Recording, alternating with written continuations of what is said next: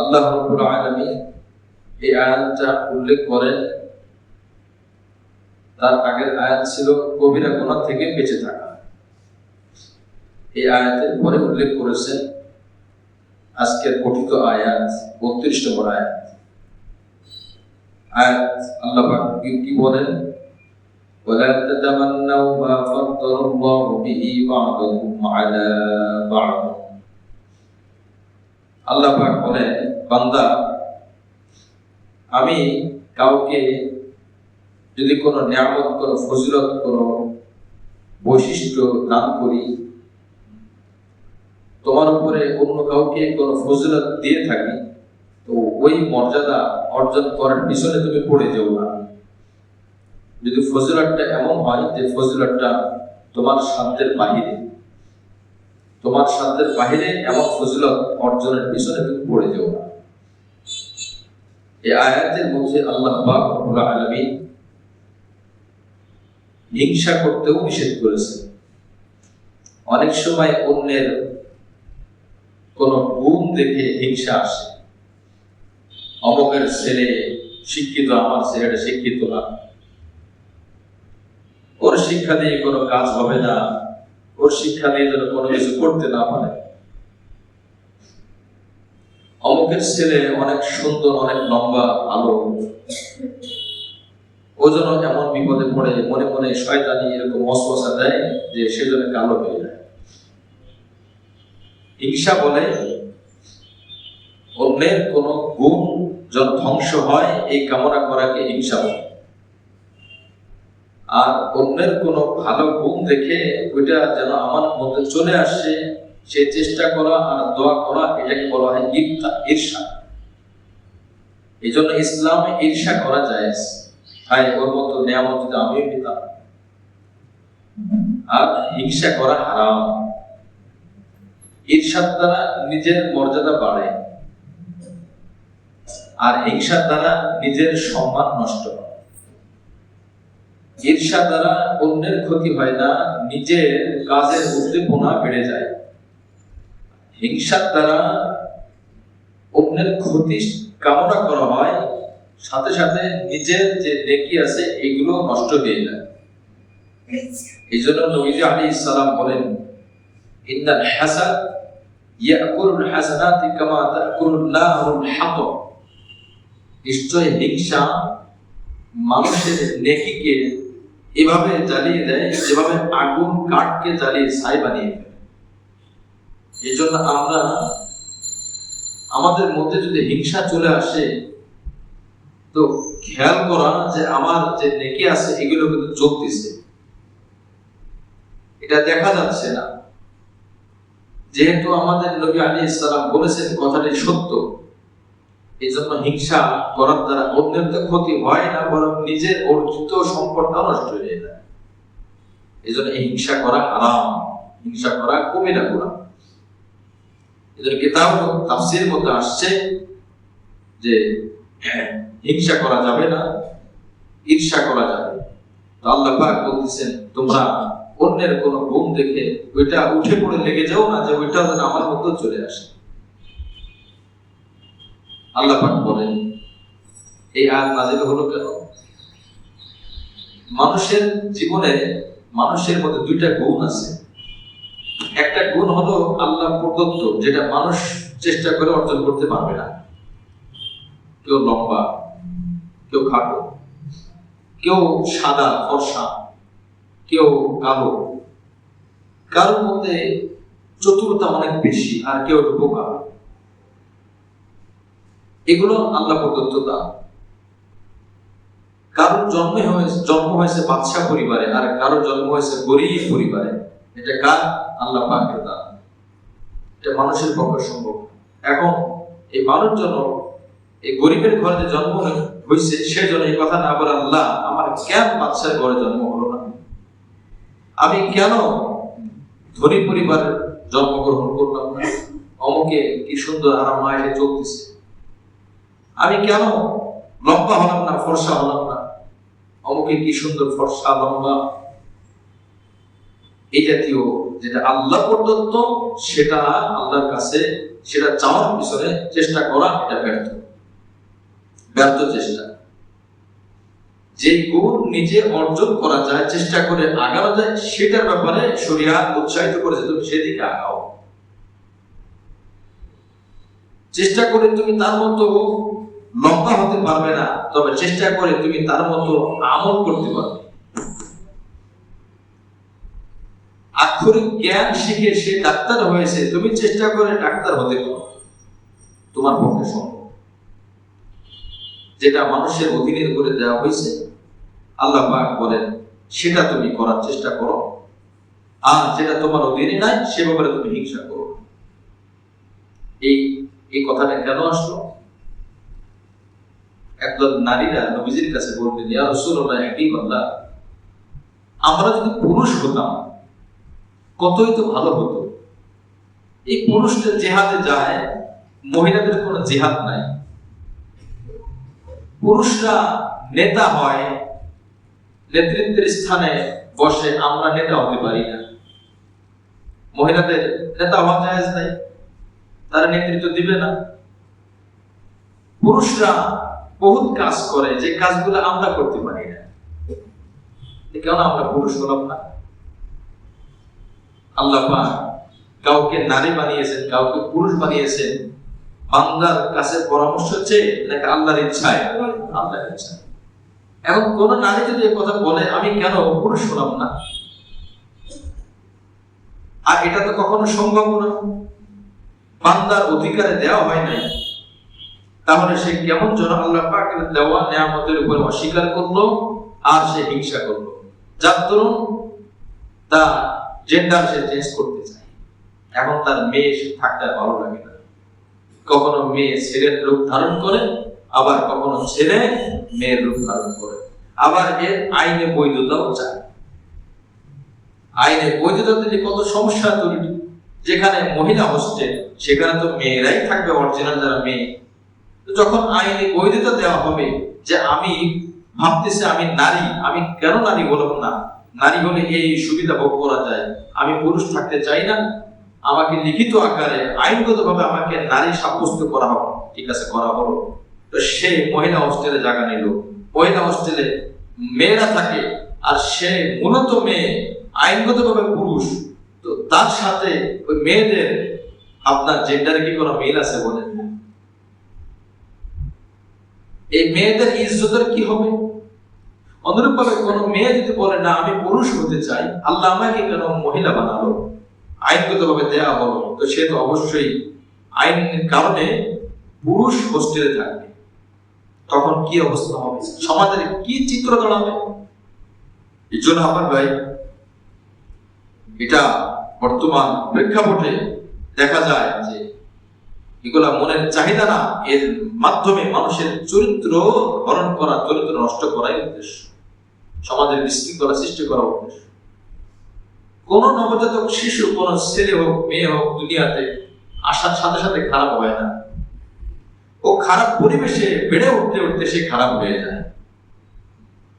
যখন কোন ছেলে টোকাই পরিবেশে বড় হয়, তখন সে 3-4-5 বছর পরে সেও টোকাই হয়ে যায়, বোতল টোকাই, ময়লা টোকাই।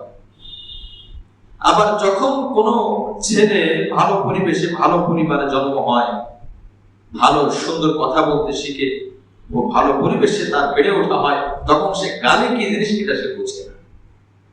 এমন বহুত বাচ্চা আছে 8-10 বছর হয়ে গেছে, গালি তার কানে আসে নাই, তো সে জানে না গালি কি জিনিস। আবার এমনও বহুত বাচ্চা আছে 5-7 বছর, গালি দিলে আপনি টিকতে পারবেন না, কারণ পরিবেশ। এই জন্য কোন মানুষ দুনিয়াতে খারাপ হয়ে আসে না, পরিবেশ তাকে খারাপ করে। পরিবেশের কারণে মানুষটা খারাপ হয়ে যায়। এই জন্য আমার সন্তান, আমার পরিবার, আমার অধীনস্থদেরকে ভালো যদি রাখতে চাই, আগে ভালো পরিবেশ দিতে হবে। ভালো পরিবেশ শুধু মসজিদ, ভালো পরিবেশ শুধু মাদ্রাসা, ভালো পরিবেশ শুধু তাবলীগে যাওয়া না, এটা সাময়িক একটা সিদ্ধান্ত। আমার ভাই, তার সব ক্ষেত্রে একটা সুন্দর, তার বন্ধু তাকে খারাপ বানায়, মোবাইল তাকে আগে খারাপ বানায় না, অর্থ তাকে আগে খারাপ বানায় না, বন্ধু খারাপ বানায়, তাই সে মোবাইলের নেশা আসে, তখন সে অর্থের নেশা আসে। তখন আরো অন্যান্য অনেক কুচাহিদা তার ভিতরে জন্মায়। এই জন্য মানুষ মানুষকে খারাপ বানায়। কোন মানুষ গরুর থেকে খারাপ হয় না, কথা বলে ঠিক কিনা? কোন মানুষ শুকর থেকে খারাপ হয় না, শুকরের কাছ থেকে খারাপ শিক্ষা নেয় না। কোন মানুষ ছাগলের কাছ থেকে খারাপ শিক্ষা নেয় না। মানুষ মানুষের কাছ থেকে খারাপ শিক্ষা নেয়, এই ভালো মানুষটা খারাপে পরিণত হয়। আমাদের দেশের ভারতবর্ষের বড় আলেম ছিলেন হুসাইন আহমদ মাদানী রাহমাতুল্লাহ আলাইহি। উনি বলেছেন, ভাই সবার উচিত ভালো পরিবেশ অর্জন করা। নিজেকে যত ভালো পরিবেশে রাখতে পারবে, তো নিজে যদি লোহা হন কয়েকদিন পরে রূপা হয়ে যাবে, তার কয়েকদিন পরে স্বর্ণ পেয়ে যাবে। যেমন চম্বকের সাথে যখন লোহার স্পর্শ লম্বা সময় ধরে লাগে, তখন চম্বক থেকে লোহাটা আলাদা করলে ওই লোহার মধ্যে একটা চম্বকের আকর্ষণ রয়ে যায়। ইলেকট্রিশিয়ান যারা যখন কাজ করে দেখবেন, এই স্ক্রুর সাথে তার যে টেস্টার আছে এটা লাগানোর জন্য মিলে থাকতে হয়, তো আঠা দেয় না, তখন চম্বকের সাথে ঘর্ষণ। যখন ঘর্ষণ দেয় তখন ওটার মধ্যে চম্বকের আকর্ষণ চলে আসে, তখন ওই স্ক্রু এবং তার টেস্টার যেটা আছে দুটো একসাথে মিলিত হয়, তখন তার সিস্টেম মতো লাগানো সহজ হয়। আর এই ভালো মানুষটা যখন খারাপ পরিবেশে যায়, তো এই মানুষটা স্বর্ণ যদি থাকে, সে মাটিতে পরিণত হয়ে যায়, নোংরা হয়ে যায়, খারাপ হয়ে যায়। এই জন্য এটা বাস্তব কথা, এটা কোরআনের কথা, এটা হাদিসের কথা। আমি আপনি যদি ভালো আছি, এর মানে হলো আমি আপনি ভালো পরিবেশে আছি, এটা আমার আপনার কৃতিত্ব।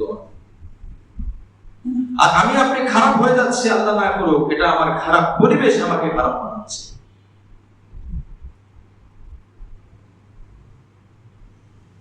আমার ভাই, বাসে অনেক সময় লেখা থাকে ধূমপান নিষেধ, তারপরও ফাঁকে ফুঁকে ধূমপান, যা ধূমপায় তারা ধূমপান করে কিনা করে। মসজিদের মধ্যে কোথাও লেখা নাই ধূমপান নিষেধ, ওই ধূমপাই যখন মসজিদে আসে, সে কি মসজিদে ধূমপান করে? কেন করে না? মসজিদে তো লেখা নাই, তা করলে সমস্যা কি? বলে মসজিদ এমন একটা পরিবেশ, এই পরিবেশে তাকে বাধ্য করছে যে ভাই আমি ধূমপান করতে পারবো না। আর বাসের মধ্যে এমন একটা পরিবেশ যে লেখা আছে, তারপরও তার ভিতরে শুধু ধাক্কা মারে, আরে করো না, সমস্যা কি? এই জন্য আমার ভাই দেখবেন, আপনার পেশাবের চাপ নাই, কথার কথা। আপনি হয়তো বা পেশাব করতে গেছেন বা চাপ নাই, কিন্তু বাথরুম যখন দেখছেন, পেশাবখানা যখন সামনে পড়ছে, পানির স্পর্শ লাগছে, তখন পেশাবে চাপ দেয় পরিবেশ। গিয়েছেন আপনি পেশাব করার জন্য, ছোট কাজ সারার জন্য, হঠাৎ করে পেশাব করতে গিয়ে দেখেন না এখন পেটে একটু মোচড় মারছে, আমার বাথরুমে যেতে হবে। একটু আগে তো বাথরুম ছিল না, বাথরুমটা আসলে কোত্থেকে? ওই যে পরিবেশ। এক আল্লাহর বান্দা স্বপ্ন দেখছে তার উস্তাদ, তার শায়েখ মারা গেছে। পরে বলতেছে যে আপনি আপনার সাথে আল্লাহ কি ফয়সালা করছেন আল্লাহ? তো ওই উস্তাদ বলতেছে আল্লাহ আমাকে মাফ করে দিয়েছে। সুবহানাল্লাহ, আল্লাহ আমাকে মাফ করেছে। তো কি আমলের কারণে আপনার পছন্দ হয়েছে আল্লাহ পাক? তো ওই ব্যক্তি বলতেছে যে দেখো ছাত্র আমার, আমি একদিন মসজিদে ঢুকছি, আমার নিয়ত হলো শুধু ফরজ পড়বো আর বের হয়ে যাব। আমি যখন মসজিদে ঢুকলাম, দেখলাম 2-3 মিনিট বাকি আছে, চিন্তা করলাম বসেই থাকি, নামাজের সময় হবে তো নামাজ পড়বো, এরপরে বের হয়ে যাব। হঠাৎ করে মনে হলো বসে তো থাকবো, আচ্ছা 2 রাকাত নামাজ পড়ে সময়টা পার করি। ইবাদতের নিয়তে না, 2 রাকাত নামাজ পড়ে সময়টা ব্যয় করি। ওই 2 রাকাত নামাজ পড়ছে, আল্লাহ পাক বলেছেন আমার বান্দা তুমি এই সময়টা বসে থাকলেও পারতা, কোনো গুনাহ হতো না, কিন্তু তুমি চিন্তা করছো ওই 2 রাকাত নামাজটা পড়ে আমি সময়টা পার করি, তো সময়টা আমার কাছে পছন্দ হয়েছে, এই জন্য আমি তোমাকে মাফ করেছি। আচ্ছা, এখন মসজিদে আসার পর 2 রাকাত পড়তে মনে চাইছে কেন? এই মসজিদে নামাজের পরিবেশ। আমার ভাই, আপনারা দেখেন না রমজান মাসে ফজরের সময় মসজিদগুলোতে জামাতে কি পরিমাণ লোক হয়। আচ্ছা, ওই ভাইরা কি এখন বাসা বাড়িতে নাই? 3 তলা পর্যন্ত ভরে যায় শহরের মসজিদগুলো, বহুতলা মসজিদ, 2 তলা 3 তলা, এখনো তারা আছে, কখনো তারা আছে, কিন্তু এখন তাদের ফজরের সময় খুঁজে পাওয়া যায় না। তখন খুঁজে পাওয়া যায়, কারণ কি? বলে এটা রমজানের একটা বরকত। সাহরির একটা বরকত। সাহরি খাওয়া ফরজ না, সাহরি খাওয়া সুন্নাত। সাহরি না খেয়ে যদি কেউ নিয়ত করে আমি রোজা রাখলাম, তার রোজা হবে কিনা? অবশ্যই হয়ে যাবে। তো সে নিয়ত করছে কি সুন্নাত পালন করার জন্য, আল্লাহ এই নিয়তের উসিলায় তাকে ফরজ নামাজ জামাতের সাথে পড়ার তৌফিক দান করেছে। সুবহানাল্লাহ। অথচ রমজান মাসে ফরজ নামাজ আগে পড়ে, কত রাত্রে, আর এখন ফরজ নামাজ কত একটু সূর্য ওঠার কাছাকাছি টাইম হয়, এরপরও ফরজ জামাত পড়তে পারে না। এটা পরিবেশ। এই জন্য আমার ভাই, আমি আপনি, আমাকে বলেন, আপনি বলেন, আমাদের কোনো কৃতিত্ব না, আল্লাহ না করুক, আমাকে আপনাকে আমরা একটু চিন্তা করি, পরীক্ষা করা দরকার নাই, চিন্তা করি যে আমি একটা মাস একটা খারাপ পরিবেশে থাকবো, অটোমেটিক কখন আমি খারাপ হয়ে যাব আমি নিজেও বুঝতে পারবো না। এই জন্য নবী আলাইহিস সালাম বলেছেন, যত বেশি ভালো পরিবেশে থাকবা। বাতাস, এই বাতাস যখন ডাস্টবিন যেখানে ময়লা আবর্জনা, ওই ময়লা আবর্জনার উপর দিয়ে বাতাসটা যখন বয়ে যায়, বাতাসের মধ্যে ঘ্রাণ থাকে না, দুর্গন্ধ থাকে। বাতাসের সত্তাগত ভিতরে দুর্গন্ধ ছিল না, যখন ওই ডাস্টবিনের সাথে মিলে গেছে ওই বাতাসটা দূষিত হয়ে গেছে। আবার এই বাতাস যখন আতরের দোকানের সামনে দিয়ে আসবে, ফুলের বাগানের সামনে দিয়ে আসবে, তখন সুঘ্রাণ হয়ে যাবে বাতাসটা। বাতাসের সত্তাগত কোনো যোগ্যতা না। এই বাতাস যখন ফ্যানের স্পর্শে নিচে আসলো তো সাধারণ বাতাস, আর যখন এসির মেশিনের ভিতর দিয়ে আসে তখন সেটা কি হয়, বাতাসের ঠান্ডা আরো বেড়ে যায়। বাতাস তো একই বাতাস। আর এই বাতাস যখন হিটার মেশিন থাকে, এবং আপনার শীতকালে গরম বাতাস দেওয়ার জন্য, যখন এই বাতাস মেশিনের মধ্যে ঢোকে আগুনের সংস্পর্শে যায়, তখন ওই বাতাসটা গরম হয়ে যায়। এই জন্য এত উদাহরণ ভাই, মূল উদ্দেশ্য হলো আমার আপনার জীবনটাও এরকম।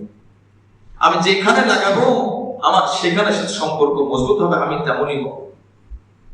সাহাবায়ে কেরাম যারা নবীর সাথে লাগাইছেন তো তারা স্মরণে পরিণত হয়ে গেছে, আর যারা আবু জাহেলের সাথে জীবনটা লাগাইছে তারা কাফের মুশরিক হয়ে ইন্তেকাল করছে। এজন্য আমাদের সময় বড় দামি, আর আমাদের সংস্করণ বড় দামি। রাসূল কারীম সাল্লাল্লাহু আলাইহি ওয়াসাল্লাম বলেছেন যে তুমি কাকে বন্ধু বানাবা, কার সাথে চলবা, একটু হিসাব করে চলো, কারণ তোমাকে উঠানো হবে তার সাথে, দুনিয়াতে চলবা যার সাথে। ফাল্যানজুর মা ইয়াখালিতু, বন্ধুর গন্তব্য যেদিকে তুমি আর তোমার গন্তব্য সেদিকে।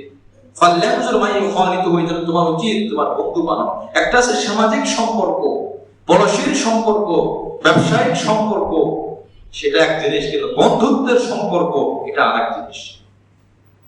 অনেক মানুষ জানেন বন্ধুর ওসিলায় আল্লাহ তাদেরকে মাফ করে দিয়েছে।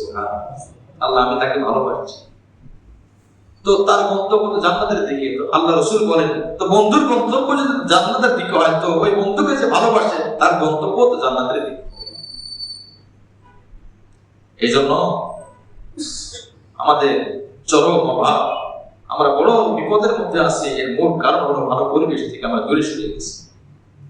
এই জন্য এখনকার জামানায় মসজিদ হলো জান্নাতি বলা হয়, যেখানে ধর্ম চর্চা হয়, ধর্মীয় আলোচনা, জান্নাতি পরিবেশ বলা হয়। অথচ আমরা জানি জান্নাতের মধ্যে তো সব নিয়ামতে ভরা, জান্নাতে যা চাওয়া হয় তাই পাওয়া যায়। তো মসজিদের মধ্যে যদি জান্নাত হয়, এই যে মজলিস জান্নাতি পরিবেশ, তো এটা এর মধ্যে তো কোনো নিয়ামত পাইতেছি না। ওয়াজ মাহফিল বলা হয় যে জান্নাতি পরিবেশ, তো সেখানে কোনো খাবার দাবার তো নাই, জান্নাতে যা চাওয়া হয় তাই তো পাওয়া যায়, তো এখানে তো তা পাচ্ছি না। এর উত্তর হলো, একটা গাড়ি যাত্রাবাড়িতে আসে, ও যাবে চিটাগাং, তখন গাড়িওয়ালা বলে ভাই আসেন চিটাগাং চিটাগাং চিটাগাং, বলে কিনা? তো গাড়িটাকে চিটাগাঙে আসে না ঢাকায় আসে? আসে ঢাকা, চিটাগাং ডাকে কেন? বলে এই গাড়ির গন্তব্য চিটাগাঙের দিকে, আপনি যদি গাড়ির সিটে উঠে বসেন এই গাড়িটা চিটাগাং যাবে, আপনি চিটাগাং চলে যাবেন। সুবহানাল্লাহ। এই জন্য এটা যদিও দুনিয়াতে মসজিদ, দুনিয়াতে মজলিস, দুনিয়াতে, কিন্তু এটার গন্তব্য কোন দিকে? জান্নাতের দিকে। কথা হবে জান্নাতের, কথা হবে জাহান্নাম থেকে বাঁচার জায়গা তো দুইটা। আমরা দুনিয়াতে যত কাজ করি, যত কথা বলি, সব কথা দুইটা সার নির্যাস, জাহান্নাম থেকে বাঁচা, জান্নাতে যাওয়া। এই মধ্যে সাথে সেটাই হয়। কই আমার ভাই তো চলে গেল, আমি বসে থাকলাম, কেন বসে থাকলাম? আমার ভাই, বাস্তবতা এটা বলছি, অনেক মানুষ ফ্রি ছিল, তারা বসতে পারতো। কোরআনের মজলিস, কোরআনটা কার? আল্লাহ পাকের। হাদিসের মধ্যে নবী আলাইহিস সালাম শুধু এই কথাটাই বলেছেন, বান্দা যদি মজলিসে শুধু বসে থাকে, কোনো কথা মুখস্থ করে নাই, কোন কথা সে নেয় নাই, শুধু এই বসে থাকার উসিলায় আল্লাহ পাক বলেন, নবী আলাইহিস সালাম বলেছেন হাদিসে কুদসি, আল্লাহ পাক তাকে মাফ করে দিবেন। সুবহানাল্লাহ, মাফ করে দিবেন। বহুত মানুষ শুধু মজলিসে বসে বলে, আল্লাহ কিছু তো আমল করতে পারি না, কোনো কথা নিতে পারি নাই, বলে কোনো দরকার নাই। আতরের দোকানে ঢুকলে তোমার আতর নেওয়া জরুরি না, আতরের ঘেরান শুকছে, ভাই পকেটে পয়সা নাই, নিতে পারলাম না, ঠিক আছে, গায়ে যে একটু লাগাই দিছে, এটা বাড়িতে যাওয়ার পরেও কিন্তু গান থেকে ঘেরান আসছে, আমি কিন্তু টাকা দিয়ে কিনি না। এই জন্য অনেক মানুষ আছে দেখেন, এখন যে গল্প করতেছে, কোনো কাজ নাই, হয়তো গোনার কথাও হয়ে যাবে, কিন্তু আমি যে বসছি এটাকে আমার কৃতিত্ব না, আল্লাহ পাকের মেহেরবানি, এটাকে গনিমত মনে করা। আপনার আমার পকেটে যদি কেউ 1000 টাকা দেয়, অনেক কিছু মনে করি, যদি বলে ভাই 1000 টাকা দেবো, কিন্তু 10টা মিনিট সময় দেন, আপনার সাথে কথা বলবো, আচ্ছা এমনি সম্পর্ক আছে, টাকা দেবে, সমস্যা কি, 10 মিনিট সময় দিই। 10 মিনিট কেন দিলাম, 1000 টাকা হবে। তো যে মজলিসের ব্যাপারে বলা হয়েছে, যে মজলিসে যদি শুধু বসে কোনো কথা নিতে পারে নাই, আল্লাহ রাসূল বলেছেন তার জন্য ক্ষমার ঘোষণা, সে বের হবে আর আল্লাহ পাক তাকে মাফ করে দিবেন। সুবহানাল্লাহ, তাহলে এই নিয়ামতটা তার কাছে নিয়ামত মনে হয় নাই। এই জন্য ভাই বেশি বেশি মজলিস, তাহলে এই সমস্ত আমার খুব আগ্রহ, আপনাদেরও ব্যস্ততায়, যেহেতু আমাদের তো আপনাদের মতো অত ব্যস্ততা নাই, আমার তো আরো মনে চাই মজলিস যত বেশি হবে, দিনই মজলিস, দিনই কথা যত বেশি হবে, যিনি বলবেন তার ফায়দা আগে বেশি। নবী আলাইহিস সালাম বলেছেন, উসিকা ওয়া নাফসি, আমি যখন কথা বলি তখন আগে আমাকে সম্বোধন করি, তারপরে অন্যদের, কারণ যে কথা বলে এই কথাটা তার দিলে আগে লাগে, তার আগে উপকার হয়। এই জন্য আমরা চেষ্টা করবো আমাদের জীবনের সময়, যদি দৈনিক না হয় সপ্তাহে হলো দিনই মজলিসে যাওয়া, তাহলে মন মানসিকতা ভালো থাকবে, চিন্তা ভালো থাকবে, সবর শুকরিয়া তৈরি হবে, কঠিন বিপদ হলেও তখন একটা সান্ত্বনা তৈরি হবে, একটা সান্ত্বনা কেন যেন আপনার পর্যন্ত চলে আসবে, বান্দা তোমার দিনের মধ্যে আমি আল্লাহ সান্ত্বনা দিয়ে দিলাম। একই বিপদ, একই বিপদ, একজন বেনামাজির কাছে আসছে আর একজন নামাজির কাছে আসছে, আপনি পরীক্ষা করে দেখেন, বেনামাজি হতাশা, কি করবে কি হবে, আর নামাজি মানুষের এত হতাশা নেই, কারণ তার আছে কে, আল্লাহ, সে ভিতরে আল্লাহকে বসাই ফেলেছে। আল্লাহর কাছে সাহায্য চাও, কিসের মাধ্যমে, সবরের মাধ্যমে, নামাজের মাধ্যমে। নামাজ পড়তেছে আবার সবর করতেছে, আরেকজন নামাজও পড়ে না, তো সবর তো আসবেই না। তো যে নামাজের হুকুম পালন করে না, সবরের হুকুম কিভাবে সে পালন করবে, আসবে না, অস্থির হয়ে যাবে, বিপদ আসছে, আয় উদাস করতেছে, এদিকে যায় ওদিকে যায়, সব দরজা শেষ, এরপরে আল্লাহ আপনার কাছে চাইতেছে। এটা তো উচিত ছিল না, আল্লাহ পাকের তো ইচ্ছা এরকম না। আল্লাহ পাক চান বান্দা যখন বিপদ হবে সর্বপ্রথম তুমি আমি আল্লাহর কাছে বলবা, আমি খুশি হয়ে যাব, আমি আল্লাহর কাছে বলবো, আমি তোমাকে সবর দিব, আমি তোমার বিপদ মুক্তির ব্যবস্থা করে দেব। এই জন্য আমার ভাই, এই দিনে পরিবেশ, এটাকে গনিমত মনে করা, গনিমত মনে করা। হযরত আবু বকর সিদ্দিক রাদিয়াল্লাহু আনহু জিহ্বা কামড়াইতেছে, জিহ্বা বের করে কামড়াইতেছে। হানজালা রাদিয়াল্লাহু আনহু জিহ্বা বের করে কামড়াইতেছে, বলে কেন? যখন রাসূলের মজলিসে থাকি, দ্বীনের মজলিসে থাকি, দিলটা আনন্দে ভরে যায়, ঈমান বাড়তে থাকে, যখন বাইরের পরিবেশে যায় তখন মনটা অস্থির হয়ে যায়, শুধু এই খারাপ, এই কথা সে কথা, নানা পেশা।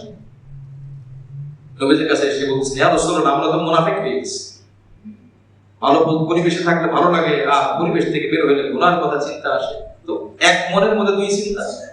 আল্লাহ রাসূল বলেন, আবু বকর, এটাই বাস্তবতা, এটাই বাস্তবতা। যদি তুমি সব সময় তীরের মতো ঈমান বৃদ্ধি হতো, ফেরেশতারা নেমে এসে তোমার সাথে সাক্ষাৎ করতো, সুবহানাল্লাহ, এটা সম্ভব না। তবে চেষ্টা করবা সর্বোচ্চ দ্বীন মজলিসে থাকা। এমনকি আমাদের নবীজিকে আল্লাহ নিজে আদেশ করেছেন কোরআনে, যে যারা দ্বীন মজলিস, যারা আল্লাহর স্মরণে ব্যস্ত, তাদের সাথে নবী তুমি সময় দাও, জোরে বলে সুবহানাল্লাহ। আচ্ছা, নবীর ঈমানের কোনো ঘাটতি আছে ভাই? না, নবীর ঈমান তো শুধু বাড়তে, ফেরেশতা নবীদের ঈমান শুধু বাড়তেই থাকে, বাড়তেই থাকে। আমাদের ঈমান কখনো কমে কখনো বাড়ে, ফেরেশতাদের ঈমান এক অবস্থায় থাকে। তো সেই নবীকে বলা হয়েছে, ওয়াসবির নাফসাকা মা'আল্লাযীনা ইয়াদউনা রাব্বাহুম বিল গাদাতি ওয়াল আশি ইউরিদুনা ওয়াজহা। নবী, তুমি তোমার নফসকে, তোমাকে আটকে রাখো মা'আল্লাযীনা ইয়াদউনা রাব্বাহুম বিল গাদাতি ওয়াল আশি, সকাল সন্ধ্যা যারা আমার স্মরণ করে, আমার জিকির করে, আমার আলোচনা করে, তাদের সাথে তোমার নিজেকে আটকায় রাখো। নবীজিকে বলতেছে তাদের সাথে তুমি নিজেকে আটকায় রাখো। অথচ নবী হলেন শিক্ষক, সেই নবীকে ছাত্রের হুকুম দিচ্ছে তুমি ছাত্র হয়ে যাও। কেন? উম্মতকে শিখাও দ্বীনের গুরুত্ব কত বেশি। এই জন্য অনেক সময় নফল ইবাদত থেকে এই সমস্ত মাদ্রাসার দাম অনেক বেশি। নবীজি বলেছেন এই সমস্ত মাদ্রাসা যখন একটা আয়াত শেখে, একটা আয়াত যখন কেউ শেখে, আবু যর গিফারির হাদিস, 100 রাকাত নফল নামাজ জায়গার উপরে পড়ার সওয়াব দান করা হয়। সুবহানাল্লাহ। অথচ সে পড়ে দেয় 100 রাকাত নফল নামাজ। আমাদের তো মাসের মধ্যে 100 রাকাত হয় না। একটা আয়াত যখন আমি চর্চা করব, দুইটা আয়াত চর্চা করব, 200 রাকাত নফল নামাজের সওয়াব। এই জন্য আমার ভাই বলতেছিলাম, মা বোনেরা, মহিলারা দাবি করছে, হে আল্লাহ রাসূল, আমরা পুরুষ কেন হইলাম না? আমরা আমল করতাম, জিহাদ করতাম, যুদ্ধে যাইতাম, শহীদ হইতাম। মহিলারা তো যুদ্ধে যেতে পারে না। তখন এই আয়াত নাযিল হয়েছে, তোমাদেরকে পুরুষ মহিলা বানিয়েছেন আল্লাহ, তাদেরকে পুরুষ বানিয়েছেন আল্লাহ। লিররিজালি নাসিবুম মিম্মা ইকতাসাবু, পুরুষ যা করবে তার অর্জন, তার প্রাপ্তি সে পেয়ে যাবে। ওয়ালিন-নিসাই নাসিবুম মিম্মা ইকতাসাবন, মহিলা যা করবে তার অর্জন, তার ফলাফল সে পেয়ে যাবে। তোমরা তাদের মতো হতে চাও না, তবে তোমরা আল্লাহর কাছে আল্লাহর অনুগ্রহ চাও। আল্লাহ, আমি তো মুজাহিদ হয়তো হতে পারবো না, তাকে আল্লাহ আপনার অনুগ্রহ আমি চাই। ওয়াসআলুল্লাহ মিন ফাদলি। একজন মানুষকে দেখলাম অনেক বড় দিনদার মানুষ, বুজুর্গ মানুষ। আচ্ছা, আব্দুল কাদের জিলানী, মুইনুদ্দিন চিশতি, এরা তো মারা গেছে, কত বড় বড় বুজুর্গ সাহাবী। আমি তো সাহাবী হতে পারবো না, আমি তো তাবী হতে পারবো না, কিন্তু আমি আল্লাহর কাছে চাইতে পারি, আল্লাহ তাদেরকে যে ফজিলত দিয়েছেন, যে মর্যাদা দিয়েছেন, আল্লাহ আপনি আমাকেও ওই মর্যাদা দান করেন, আমাকেও আপনার অনুগ্রহ দান করেন। এই শিক্ষাটা আল্লাহ পাক রব্বুল আলামিন দিচ্ছেন যে আমার কাছে ওদের মতো হওয়া জরুরি না, ওই মর্যাদায় যাওয়াটাই হলো জরুরি। সাহাবীরা এসে নবীজির কাছে অভিযোগ দিলেন, ইয়া রাসূলুল্লাহ, ইয়া হাবিবাল্লাহ, মুসলিম শরীফের হাদিস, যাদের পয়সা আছে, ধন সম্পদ আছে, এনারা দান করে করে অনেক আগায় গেছে। আমরা তো গরিব, আমাদের কোনো দান টাকা পয়সা নাই, না যাকাত দিতে পারি, না দান করতে পারি। যাহাবা আহলুদ দুসুর বিদ্দারাজাতিল উলা ওয়ান নাঈমিল মুকিম, সম্পদ ছেড়ে তো আগায় গেল। ফাকালা মা যাকা, নবী বললেন আমার সাহাবারা এই বিষয়টা কি? তখন সাহাবীরা বলেন, ক্বালু ইউসাল্লুনা কামা নুসাল্লি, তারাও নামাজ পড়ে, আমরাও নামাজ পড়ি, সমান সমান সওয়াব। ওয়া ইয়াসুমুনা কামা নাসুমু, তারাও রোজা রাখে, আমরাও রোজা রাখি, সমান সমান সওয়াব। ওয়া তাসাদদাকুনা ওয়া লা নাতাসাদদাকু, আর তারা দান করে, আমরা দান করতে পারি না, আমরা তো পিছে পড়ে গেলাম। ওই যে কোনা ওয়ালা নুতিকুম, গোলাম আছে, গোলাম আযাদ করলে, পশু আছে, পশু কুরবানি করলে তাদের সওয়াব হয়। আমাদের পশু নাই, আমাদের গোলাম নাই, আমরা সওয়াব পাই না, এখন আমরা কি করব? ফাকাল রাসূলুল্লাহ সাল্লাল্লাহু আলাইহি ওয়াসাল্লাম, নবী আলাইহিস সালাম বললেন, আফালা উআল্লিমুকুম শাইআ, তোমাদেরকে আমি কি শিক্ষা দেব, এমন কিছু শিক্ষা, তুদরিকুনা বিহি মান সাবাকাকুম ওয়া তাসবিকুনা বিহি মান বা'দাকুম, যেগুলো যে তোমরা করো, যারা আমল করে আগায় গেছে এবং তোমাদের পরে যারা আসবে তারাও যারা আগায় যাবে, ওই আমলগুলো করলে তোমরাও তাদের সাথে চলতে পারবে। সুবহানাল্লাহ। তুমি সদকা না করো, সদকাকারীদের সাথে চলতে পারবে। তোমার সদকা নাই, আল্লাহ দেয় নাই। এখন সাহাবায়ে কেরাম পেরেশানি হয়ে গেছে, সেটা কি? আমার টাকা নাই, কিন্তু কি আমল আছে যে আমল করলে আমি দানকারীর সাথে চলতে পারবো? রাসূল বললেন, ক্বালু বালা ইয়া রাসূলুল্লাহ, ক্বালা তুসাব্বিহুনা ওয়া তুকাব্বিরুনা ওয়া তাহমাদুনা দুবরা কুল্লি সালাত, পাঁচ ওয়াক্ত ফরজ নামাজের পরে 33 বার সুবহানাল্লাহ সুবহানাল্লাহ সুবহানাল্লাহ। আমরা তো এটা পড়ি না 33 বার, এই চিন্তা করে পড়ব 33 বার সুবহানাল্লাহ পড়ে যত ধনী মানুষ আছে, যত সদকা করে, আমি তার কাতারে চলে যাব, যেহেতু আমার নাই। ওয়া তুকাব্বিরুনা, আর 34 বার 33 বার তাকবীর দিবা, আল্লাহু আকবার আল্লাহু আকবার আল্লাহু আকবার। ওয়া তাহমাদুনা দুবুরা কুল্লি সালাতিন 33 মাররা, আর 33 বার আলহামদুলিল্লাহ আলহামদুলিল্লাহ আলহামদুলিল্লাহ, 33 বার সুবহানাল্লাহ, 33 বার আলহামদুলিল্লাহ, 33 বার আল্লাহু আকবার, অথবা 34 বার আল্লাহু আকবার। এই আমলটা যদি তোমরা করতে পারো তাহলে যারা দান করেছে তাদের আমলনামায় তোমরা পৌঁছায় যাইবা। সুবহানাল্লাহ। তাহলে গরিবদের কোনো ঠকার ভয় নেই। আচ্ছা, এখন কি হয়েছে দেখেন, প্রশ্ন আসে না যে ধনীরা যদি এটা করে, এই সমাধানও হাদিসের মধ্যে সাহাবায়ে কেরাম দিয়েছে। যদি এই প্রশ্নটা কোনো সাহাবী না করতেন তাহলে সমাধানটা পাইতাম কি? এটা যদি ধনীরাও করে তাহলে কি হবে? এবার দেখেন নবী সাহাবাদেরকে আকীদা শিক্ষা দিচ্ছেন রাসূল কারীম সাল্লাল্লাহু আলাইহি ওয়াসাল্লাম। قال أبو صالح فرجع فقراء المهاجرين إلى رسول الله صلى الله عليه وسلم। নবীদের কাছে গেছে, কারা গেছে? গরীব সাহাবীরা গেছে। فقالوا سمع إخواننا أهل الأموال بما فعلنا فعلوا مثله। আল্লাহ রাসূল, আপনি যে কখনো একটা আমল শিখাই দিয়েছেন, যে আমল করলে সদকা, না করলেও সদকার সওয়াব হয়, এই আমলটা তো ধনী ভাইরাও শিখে গেছে, এখন তারাও আমল করে, এখন তো তারা আবারও আগের মতো চলে গেল, আবারও তো পিছিয়ে পড়ে গেলাম। প্রশ্ন ঠিক আছে কিনা? মুসলিম শরীফে আছে। নবী কি বলেন দেখেন, فقال رسول الله صلى الله عليه وسلم। আল্লাহ রাসূল বললেন, ذلك فضل الله يؤتيه من يشاء। এটা আল্লাহ পাকের অনুগ্রহ, যাকে ইচ্ছা আল্লাহ পাক তাকে দান করে। এরপর আর কোনো কথা আছে? আল্লাহ পাক তাকে ধন দিয়েছে, তোমাকে দেয় নাই, তবে আমার কিছু জিনিস তোমাকেও দেবে, হয়তো বা তাকে দেয় নাই, এমন হয় কি হয় না? হাদিসে আসছে অনেক গরিব মানুষ অনেক ধনী মানুষের থেকে 500 বছর আগে জান্নাতে চলে যাবে। সুবহানাল্লাহ। অনেক বলা হয়েছে, সবাই না, কত ধনী মানুষ আছে সাথে সাথে জান্নাত। অনেক গরিব মানুষ অনেক ধনী মানুষ থেকে 500 বছর আগে জান্নাতে চলে যাবে। এই যে গরিব মানুষের জিতার বিষয়, জন্য রাসূল কারীম সাল্লাল্লাহু আলাইহি ওয়াসাল্লাম বলেন, তোমরা এই আমলটা করো। এরপর আরো কি?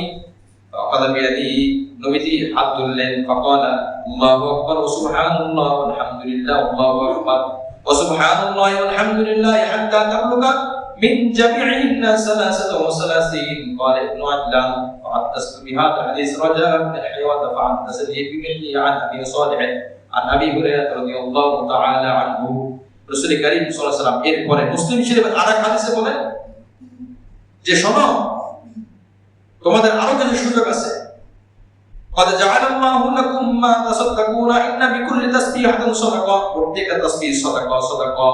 وكل تكبيرة صدقة، الله أكبر এটাও সাদাকা, দান। وكل تحميد صدقة، الحمد لله এটাও দান। وكل تهليلة صدقة، لا إله إلا الله এটাও সাদাকা। রাসূল বলেন, وأمر بالمعروف صدقة। কাউকে তুমি সৎ কাজের আদেশ দিলা, একজন মানুষ মসজিদ থেকে বের হচ্ছে, বের হওয়ার সময় সে ডান পা দিয়ে বের হলো, তুমি বললা ভাই বাম পা দিয়ে বের হওয়া সুন্নাত, সৎ কাজের আদেশ, ভালো কাজের পরামর্শ, সাথে সাথে তোমার আমলনামায় সদকা চলে আসলো। সুবহানাল্লাহ। ওয়া নাহিয়ুন আন মুনকার, কেউ দেখতেছে মিথ্যা কথা বলে, কেউ খারাপ কথা বলে, তাকে আস্তে করে মহব্বতের সাথে বলে দিলা, ভাই রে মিথ্যা কথা বলো না, এটা তোমার জন্য ক্ষতি। সে মিথ্যা কথা থেকে বিরত থাকো, চাই না থাকো, তোমার বলার কারণে তোমার আমলনামায় আল্লাহ পাক সদকা দিয়ে দিবেন। সুবহানাল্লাহ। সদকা, দান, গরিব ঠকার কোনো বিষয় না। এই জন্য রাসূল আরো বলেন, ওয়াফি বুদই আহাদিকুম সাদাকা। যখন স্বামী স্ত্রী একসাথে মিলে কথা বলে, পরস্পর কথা বলে, তখন তার আমলনামায় সদকা লেখা হয়। সাহাবায়ে কেরাম বলেন, ক্বালু ইয়া রাসূলুল্লাহ আয়াতি আগুনা শাহওয়াতাহু ওয়া ইয়াকুনু লাহু ফিহা আজরুন। স্বামী তার স্ত্রীর সাথে সম্পর্কে জড়িত হলো, এটা আবার সদকা কেন হবে? নবীজি বলেন, আরাইতুম লাউ ওয়াদা'না ফি হারামিন আকানা আলাইহি ফিহা উজরুন। তুমি কি দেখো না, যদি কোনো মানুষ অন্যায় সম্পর্ক, স্বামী পুরুষ মহিলা অন্যায় সম্পর্কের মধ্যে জড়িত হয়, গুনাহ হবে কিনা? বলা হবে। আল্লাহ রাসূল বলেন, যদি অন্যায় সম্পর্কে গুনাহ হয়, রাসূল বলেন, ফাকাযালিকা ইযা ওয়াদা'হা ফিল হালালি কানা লাহু আজরুন। একটা কাজ ও জায়গায় করলে গুনাহ হয়, ওই কাজটা সঠিক জায়গায় করলে আল্লাহ পাক সওয়াব দান করেন। সুবহানাল্লাহ। এই জন্য আমার ভাই, মুমিনের কোনো হারাবার কিছু নাই।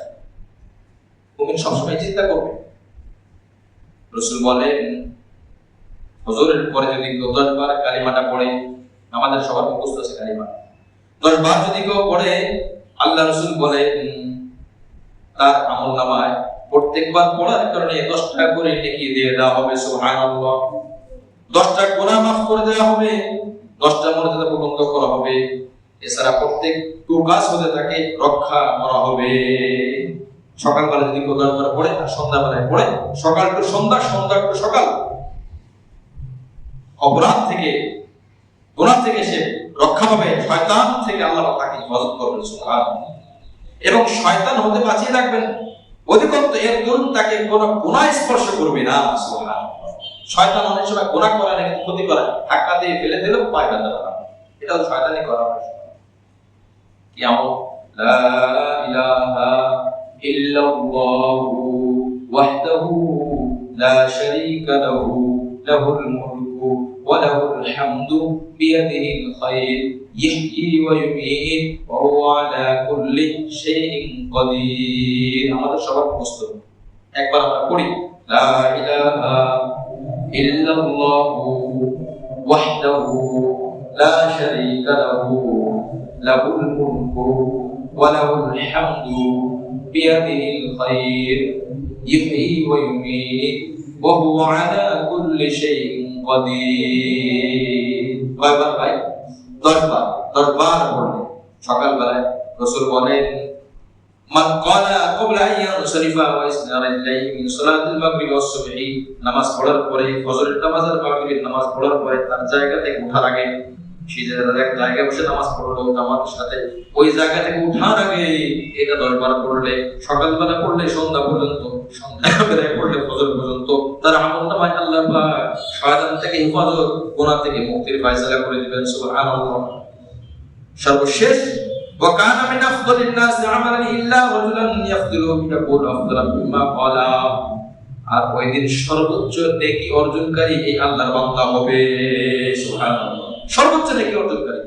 মাত্র 10 বার পড়ে, 10 বার পড়তে 10 মিনিটও লাগে না, 2 মিনিট বার, সর্বোচ্চ 2 মিনিটও লাগবে না। সকালে 10 বার, সন্ধ্যায় 10 বার। লা ইলাহা ইল্লাল্লাহু ওয়াহদাহু লা শারীকা লাহু লাহুল মুলকু ওয়া লাহুল হামদু বিয়াদিহিল খায়র ইহয়ি ওয়া ইউমীত ওয়া হুয়া আলা কুল্লি শাইইন কাদির। কোন কোন রওয়ায়াতে বিয়াদিহিল খায়র ইহয়ি ওয়া ইউমীত এটা নাই।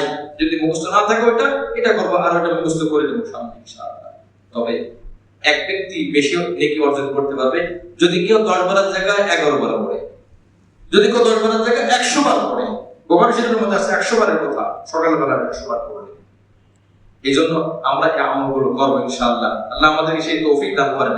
আরেকটা আমল, যদি কেউ এই তাসবিহটা অসুস্থ অবস্থায় পড়ে আর ওই অসুস্থ অবস্থায় তার মৃত্যু হয়, আল্লাহ রাসূল হাদিসে বলেন আগুন তাকে ধরবে না, আগুন তাকে ধরবে না, আগুন তাকে ধরবে না। সুবহানাল্লাহ। রাসূল বলেন, আবু হুরায়রা থেকে বর্ণিত, তিরমিজি শরীফের হাদিস, লা ইলাহা ইল্লাল্লাহু আল্লাহু আকবার, বলি আমরা, লা ইলাহা ইল্লাল্লাহু আল্লাহু আকবার, লা ইলাহা ইল্লাল্লাহু ওয়াহদাহু।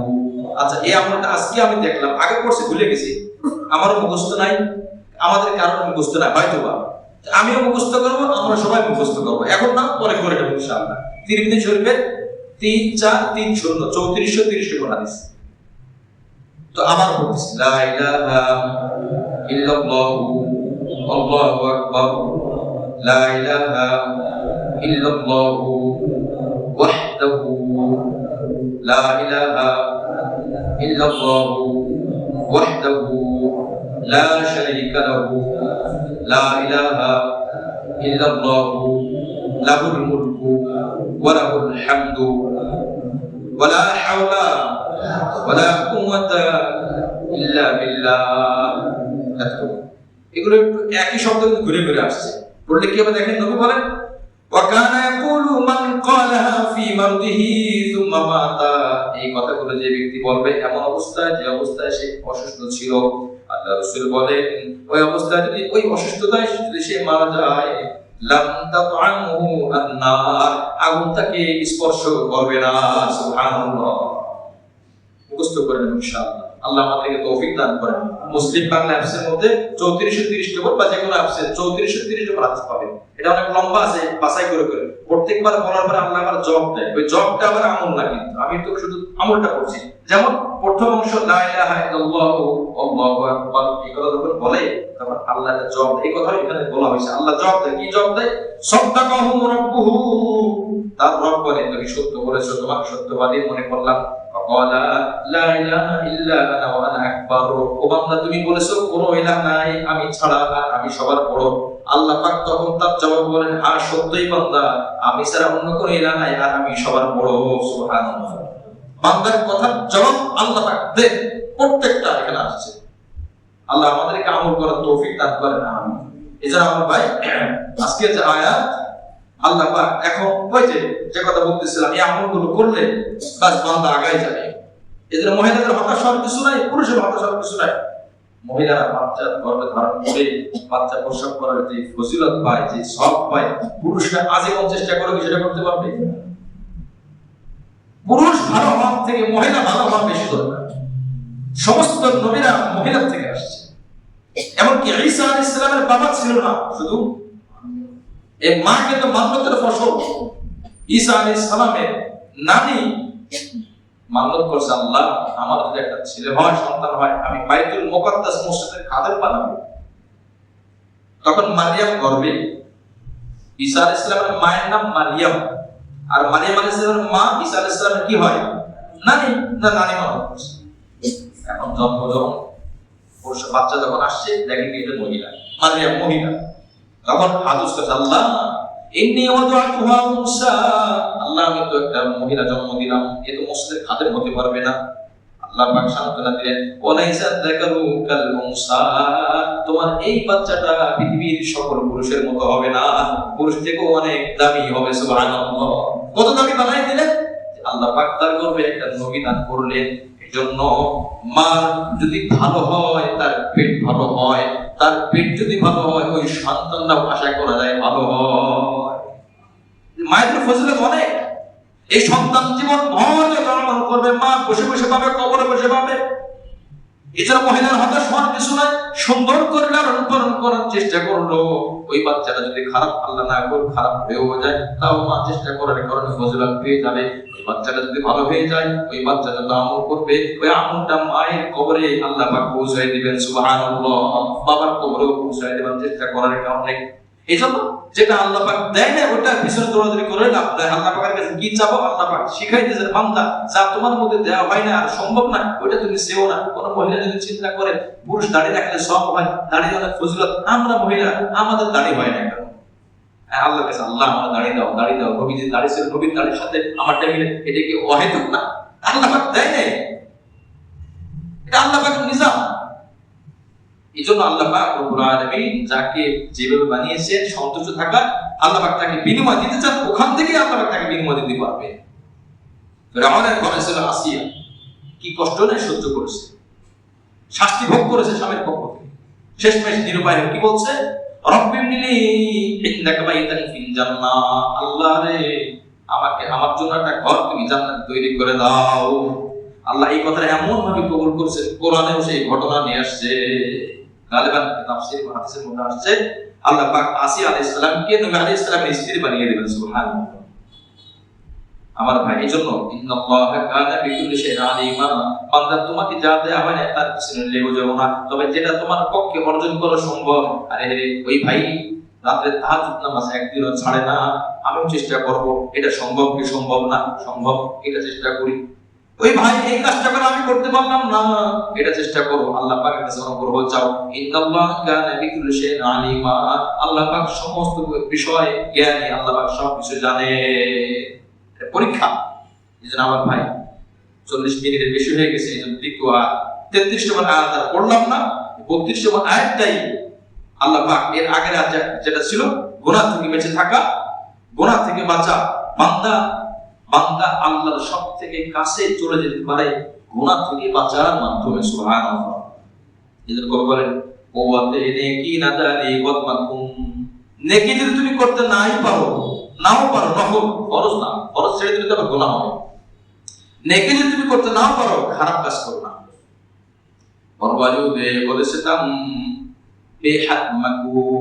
তুমি নিজের উপরে বহু অন্যায় করেছো, আর করো না। এই জন্য যদি কেউ প্রশ্ন করে, হুজুর কাছে আসছে, নবী আলাইহিস সালামের কাছে আসছে, ইয়া রাসূলুল্লাহ, আমি আল্লাহর সব থেকে বড় বুজুর্গ বান্দা হতে চাই। কি বান্দা ভাই? বুজুর্গ বান্দা। বুজুর্গ মানে সে বড় বুজুর্গ হতে চায়। রাসূল বলেন, ইত্তাকিল মাহারিম তাকুন আবাদান নাস, সমস্ত গুনাহগুলো ছেড়ে দাও, আল্লাহ পাক তোমাকে বড় বুজুর্গ বানিয়ে দিবেন। সুবহানাল্লাহ। কোরআন আসছে, ওয়াজার ওয়াজাহিরাল ইসমি ওয়া বাতিনা, আমরা নফল নামাজও পড়ি আবার মিথ্যাও বলি, আমরা নফল সাদকাও করি আবার মিথ্যা গুনাহের কাজ করি। গুনাহ থেকে বাঁচা সবথেকে বড় ইবাদত, আল্লাহ পাক বড় খুশি হয়। পৃথিবীর প্রথম ব্যক্তির নাম কি? হযরত আদম আলাইহিস সালাম।